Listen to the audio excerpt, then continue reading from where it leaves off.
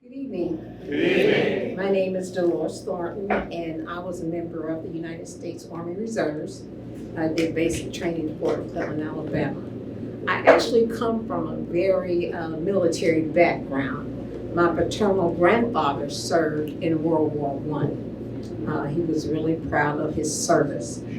I have grandparents and uncles, and oh my goodness, I come from a humongous family. I come from a family of 13. Most of my sisters and brothers are military. My youngest sister did 2 tours of duty in Korea. So mine was the shortest stint, but I knew that I had to carry on the tradition. I love my family, absolutely love my family. I hate that I had to come behind house, but mine is also a family story. And it's called 3047 Cottage Avenue. 3047 Cottage Avenue is at the intersection of Minocqua and Cottage Avenue on the near southeast side of Indianapolis. It's eerily quiet now, but that wasn't always the case. In the 1920s, Thomas Jr. and Minnie Williams moved to Indianapolis and bought a house on that corner, a large brown frame home with a giant wraparound porch. They raised 13 children there in that house. And the house was always joyful and full of laughter. By the 1940s, most of the children had moved away, and the family reunion was formed. And of course, it was in Granddaddy's front yard. And joy and laughter returned to that area. At one time, my paternal great-grandparents also lived with Granddaddy. Cass Chisholm and his wife Minnie. Papa Cass was born a slave in the 1850s, and he died in the 1950s. Shortly after, Mama Hattie passed as well. I knew Papa Cass. I knew Mama Hattie. It was stated earlier that one of our earlier speakers was the youngest, and I think I'm the oldest. I'm probably the oldest one in this whole room at 75 years old. So my memories go way back. But they start at that house on the lot at 3047 Cottage Avenue. I remember in the 50s growing up, I spent a lot of time at that house.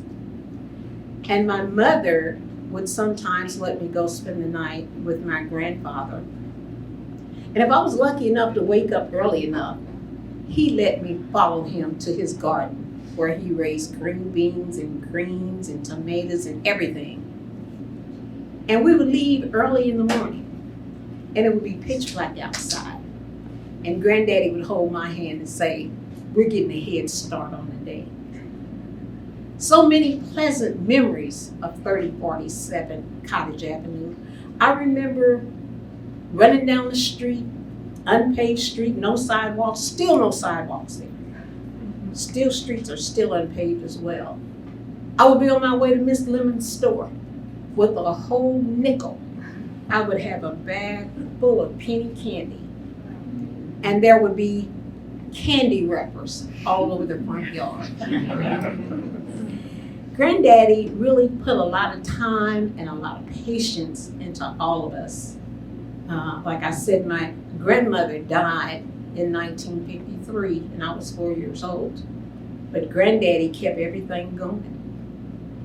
In the 1950s, tragedy struck when 2 of my infant cousins died in the house of brain inflammation.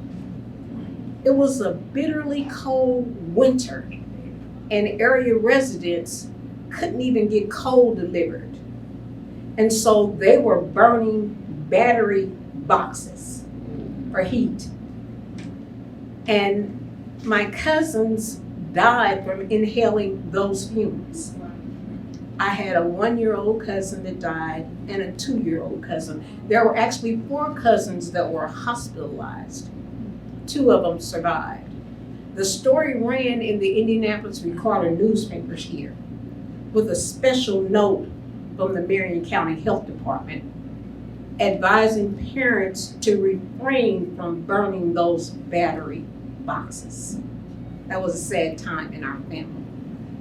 In the 1960s, my grandfather had suffered a couple of strokes and moved in with his oldest daughter.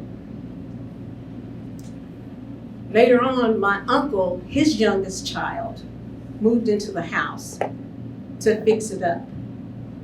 To our surprise, he tore it down. We were really saddened. We never found out why my uncle tore the house down. Yet the house still carries memories for us, good and bad.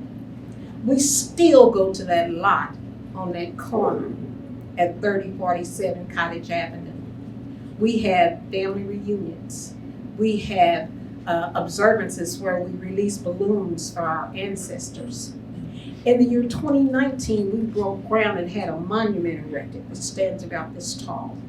And it has the names of my grandmother and grandfather and all 13 of their children. Once again, the yard is full of children. And there's laughter and there's joy right there at the corner of Minocqua and Cottage Avenue. Children are everywhere. And I see candy wrappers. Thank you.